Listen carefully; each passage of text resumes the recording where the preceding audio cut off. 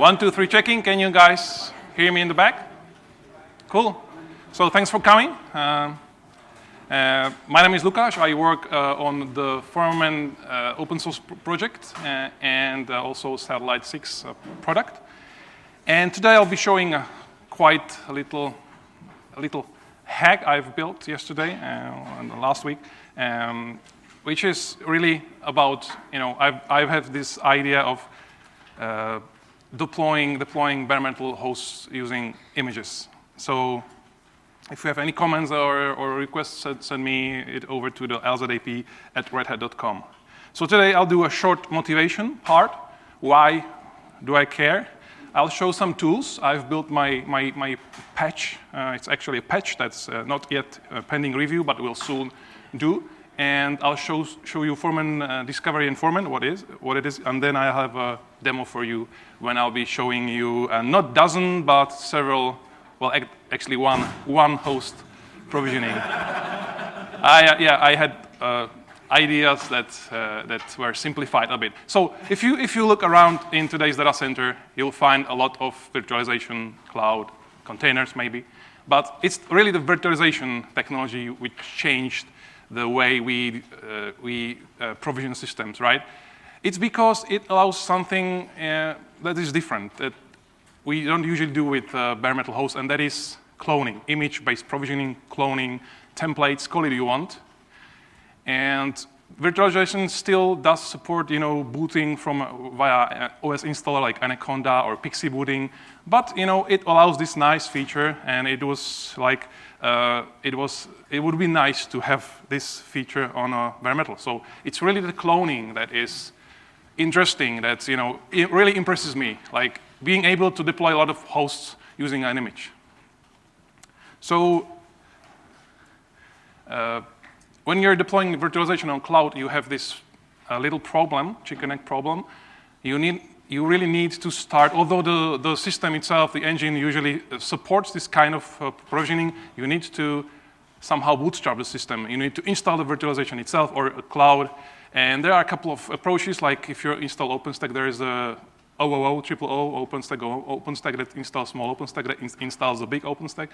In overt or rev, you have one kind of deployment, which is actually, I think it's called self-contained deployment, where the engine, that the manager really is a VM inside, so it manages itself. So it's interesting, but it always starts with a bare metal host, right?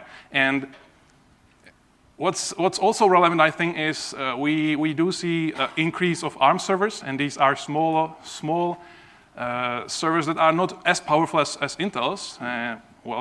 Not yet, but while the ARM server 64 platform does support virtualization, I think it's reasonable to squeeze the power of the system and try to use them as a bare metal host. So it's very relevant, I think. So the big question I made for this talk is, can we just deploy an image on a bare metal host, a Linux image? And the most importantly, will it work? So obviously, we can try. I tried. We can try that it works, deployment of an image. And the second answer for the second question is yes, it works. The wonderful thing about Linux is it's batteries included. You have a kernel, and you have all the modules and firmware usually, and it's several megabytes, right? But the great thing about it, and what differs this from other systems like Windows, is you don't need to usually search and for CD-ROMs and install a third-party firmware and drivers. It's all there. So basically, some of us have been there when somebody asks, "Hey, we have this RHEL 3 or 4. It's disconnected from the internet, but it's a production system. Can you please migrate to the new bare metal host?" Okay, and what do? You basically transfer an image, and with some amount of luck, you have the RHEL 4, RHEL 3 that can't be really upgraded for some reason on a new bare metal system. So the idea is simple.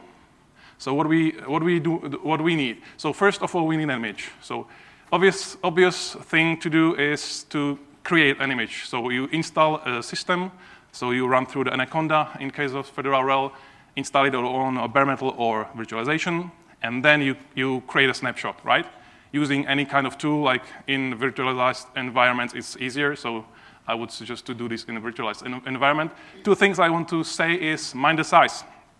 It's easier to create a smaller image. Typical OS installation consists of several gigabytes. So if you create 6, 10 gigs image, or volume, it's fine. You can always expand that. And it's also the transfer I'll be showing is a little bit lengthy operation. It's doing it over network, so mind the size. And also, important step is unconfigure, because when you install a system, it will deploy things like SSH keys, things like random seed file, or subscription manager information. You want to unconfigure the image. So there's a nice tool called virtsysprep. It's in, I think the package name is libguestfs tools. And there are a lot of tools starting with virt dash. It's a wonderful package, I highly recommend. And it will do, you provide an image via the option, and it will mount the image and do the work for you. So it's great. Option number 1, okay. Option number 2, there are a lot of images floating around the internet. These are cloud images. So Fedora have one, or few, RHEL have few, CentOS have few, and etc.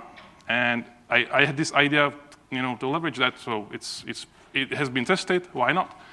The only drawback is these are locked down for security reasons. Of course, we don't want to have a lot of unsecure images running on AWS. So you need to provide it what we call a seed configuration. They usually use a thing called Cloud Init, which is a small Python script that runs during the boot at several stages and can do things like set root password, deploy SSH key, or what's typical is expand volume and expand file systems. Great. So yeah, you can use that, of course, for bare metal provisioning, image provisioning, but you need to somehow set your infrastructure for cloud in. So I think the way it works is it downloads that from HTTP server on your network. So you need to set up this kind of server. You can also work around this by inserting a floppy. If your server has floppy or USB or something like that, it can take the configuration file from there. Also an option. My third recommendation would be use virt builder, which is distributed in the very same package I said, libguestfs. It's a wonderful tool that Rich W. Jones, I think, maintains a repository of pre-baked images that are compressed by XZ, and they are each like about 2 megabytes in size. And you will find CentOS, Fedora, Ubuntu, Debian on all of these. We also have an internal repository within Red Hat that provides Rails. And with a single command, virtbuild CentOS size 6 gigs, it will download the image if you don't have it, and mounts it somehow. It works like a magic, and it will expand it for you. And you can use it. It's a base installation of CentOS with what you can do is you should set a root password, of course. It's locked by default. And so first approach could be you can create an image that will be exactly the size of the bare metal host you want to deploy on. Second option could be, and that's much better, that is actually what I'll be showing in a minute, is this command. I've created an image of 6 gigabyte that will install this command. Virt Builder has a lot of options. It can edit files, you can put files into the image, you can do a lot of stuff. One of these is install in a package. So this is Cloud Init RPM with dependencies. And you need to configure the Cloud Init because by default it requires some configuration. So using this trick I've learned yesterday, you can say just do the defaults. And the default is expand disk. And that's it. And we can set the root password here using virt builder. So this is a nice technique. So we have image, okay? What to do next? We have some tools to transfer the image onto a bare metal server. So every year we have a Red Hat Summit, and we are building a classroom of Satellite 6 workstations. And every year, I haven't been there, but every year we struggle with this a little bit, walking around with the USB sticks. And if you want to provision 30 servers, 30 workstations, it won't work. I mean, unless you want to spend 3 nights doing that. So we've been using, I think, BitTorrent or stuff like that. And I was searching the internet, trying to find a tool which we could use. And I found this wonderful tool, UDPcast. It's a 20 kilobytes package. It has been added to the EPEL 7 and 6 last winter. So it's in RHEL. It's great. Yeah, of course, it's in Fedora and other distributions. And it works, great. Like, you just give it a file or block device, and it will transfer it to the receiver. Now, the great thing about this is a UDP multicast. The protocol has been built from the day one for transfer of a huge amount of data. So it has some kind of error corrections or stuff like that. And if you're doing actually multiple receivers, one sender, it will send the image just once, and it will take you just one particular amount of time. It has a lot of options, but the manual page is quite short, and it just works. I love it. So we have UDP cast, we have an image. So what to do next? So there's a project I'm working on. It's called Foreman. And so I'll just give it a minute to introduce you to Foreman. Foreman is a lifecycle tool management, lifecycle systems management tool. It helps you with managing servers and even workstations. We do support, you can install it on Fedora, RHEL, or Ubuntu or Debian, and with it you can manage almost any kind of Linux, any kind of Windows. We have also some Windows support. I haven't tested myself. We also do BSD switches like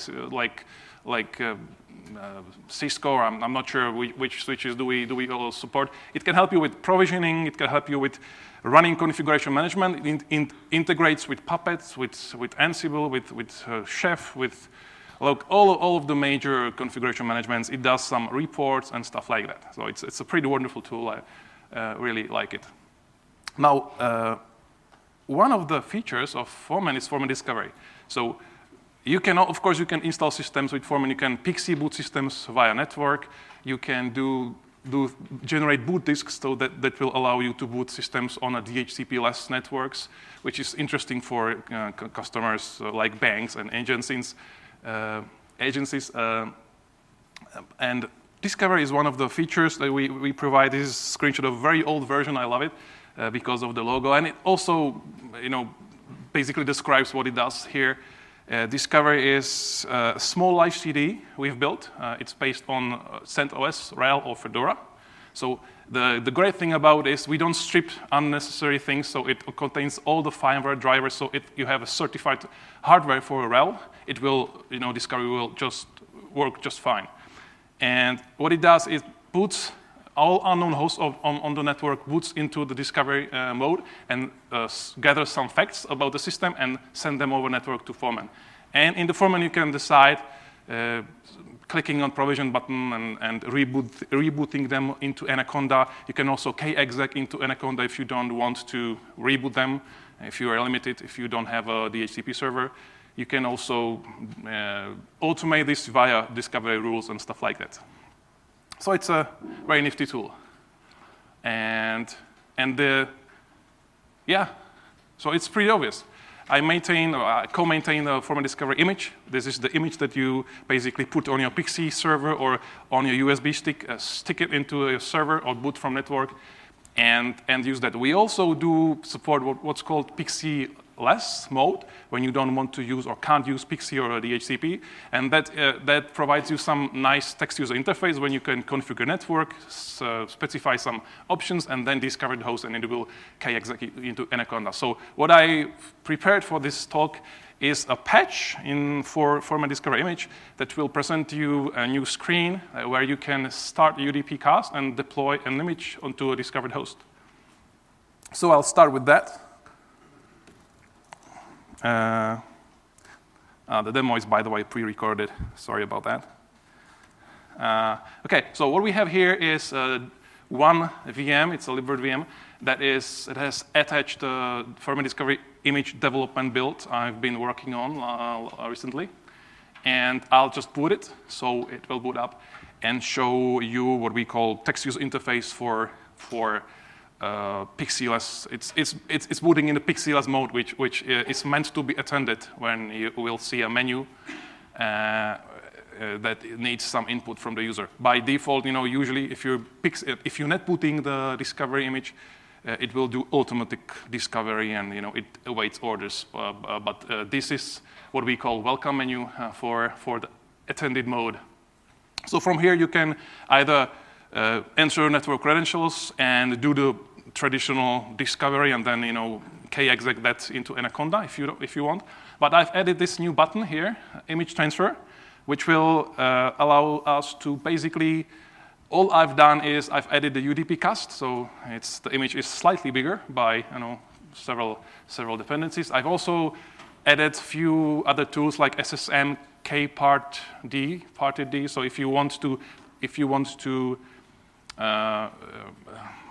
to change the volumes on your server, and thanks, but this is really it. So I'll go ahead and click the image transfer button in a second, and what we'll see is a next screen where Discovery image will ask for an interface I want to use for the UDP cast. You may notice that the UDP cast was not on the slide, but UDP cast requires an interface to use if you have multiple interfaces. Unfortunately, I only have one interface over here, network interface, and that's it. So I can decide to manually enter network credentials, or I can just go ahead with DHCP. That's what I will do, because on my network, testing network, I do have a DHCP server. And this is my work. I just wanted to show you and start some discussion about it. This is a new screen that allows you some kind of ad hoc UDP cast image transfer, okay? So first we need to select a mode. Obviously we want to spawn either UDP receiver or UDP sender process. The sender would be useful if you wanted to migrate an existing server onto another server. Volume is obvious. We're in the libvirt environment, so we'll use virt.io device VDA in this case. Depending on the image, you want to partition your disk or not. If you have an image that has master boot or a grub on it, so you just simply can drop it on a physical device, and that's the case. Now port, UDP cast requires a port, which is by default 9000. It's actually port-based. It uses 9000 and 9001. So the communication protocol uses 2 ports. It's a UDP, don't forget. On the image, on the development image, I've enabled through up to 9100. So you can use any kind of port. If you need more, you can reconfigure that. So good idea and good technique would be to have a UDP sender on your network run through cron every 10 minutes, let's say. So on port 90, you could be sending every 10 minutes CentOS standard installation you want to use. On port 9002, you'll be sending, I don't know, RHEL 6 if you're using that every 10 minutes. And both receiver and sender have some kind of a batch mode when it waits 5 minutes, and until no receiver shows up, it will exit. So you could do something like this, okay? And then extra options, you can search in the manual pages. It has a couple of options you can provide. What I would like to provide is 2 more fields. I'll talk about this at the end. Now, as you can see, this is very simple user interface. I didn't want to do, this is a new Red Hat new T library. You may know it. It doesn't provide a lot of options, so I've decided to make a short message. And now I'm doing a UDP send -- file and my image on my second VM on that network.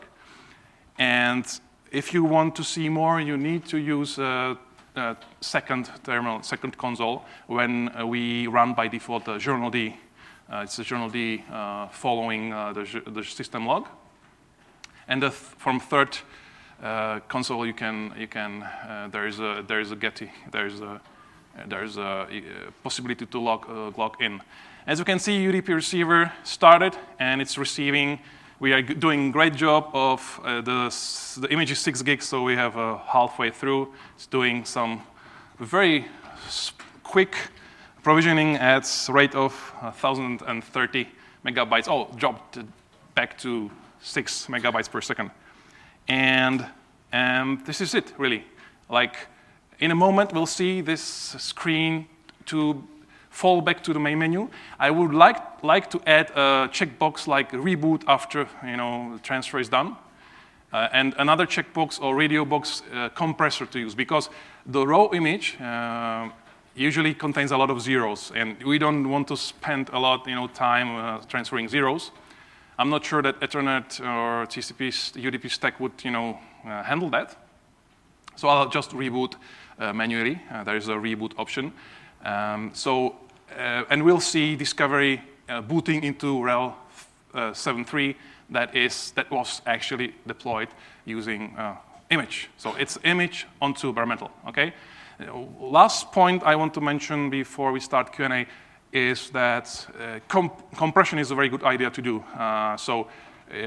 You can, of course, pipe it through gzip, or there's a nice compressor, LZOP, that is almost as good in the ratio, but it's 4 times faster than that gzip. So it's a good idea to pipe it through compressor. And so I'll add some support for that. And also make sure that if you're creating an image, you are creating a raw image. You're not creating a VDMK, VMware image, or you're not creating a COW2, which is a copy and write format that is only used in libvirt. You need really a raw image that will be just one-to-one mapping to the physical device. So this is it. This is it. We'll see it in a minute. Rebooting into RHEL 7.3.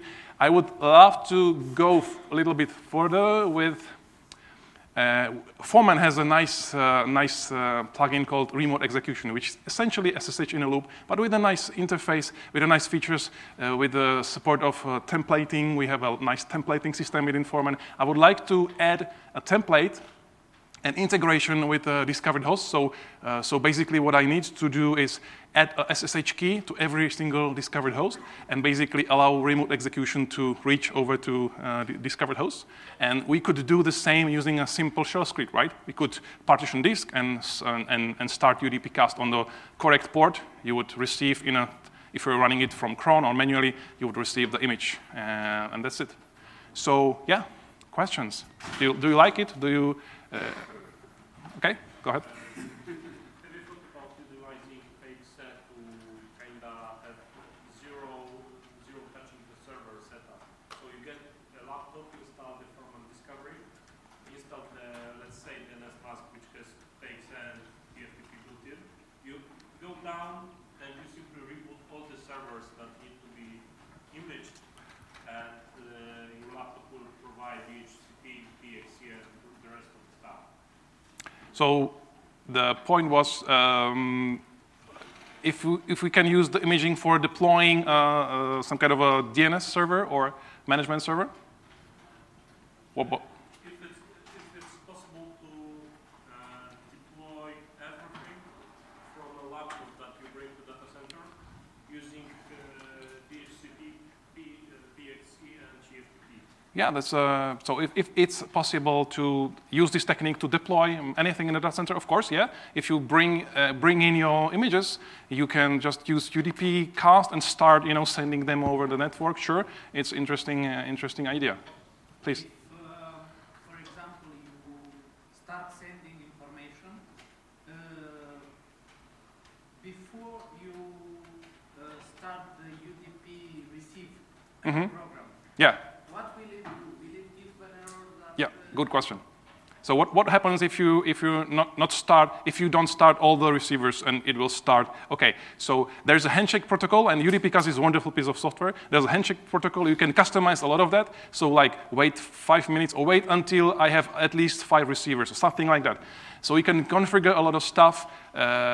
Basically, what will happen is if the transfer is already in progress, the receiver will wait. And according to its configuration, it will wait forever. But you can also configure like wait 10 minutes and then exit. So if you'll be configuring your infrastructure to send every 10 minutes to send the image, it will receive the image in the next batch, basically. So that would happen. So this was the last question. Thank you for your time. Please get back to me if you have any comments, and hope you'll love this feature. Thank you.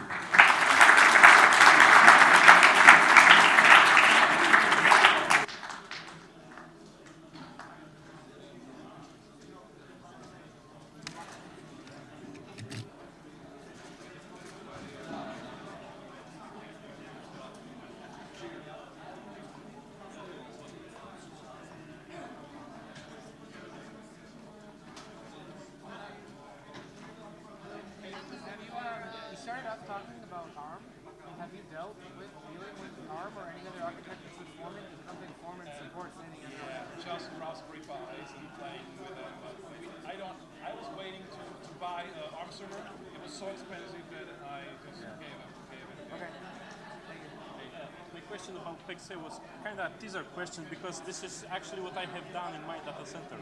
We had a bunch of computers, they were actually PC for testing purposes. And I have managed to have a setup where after installing some software on my laptop, I would go down there. I was actually provisioning those bare metal PCs using preseed configuration and Ubuntu netboot images.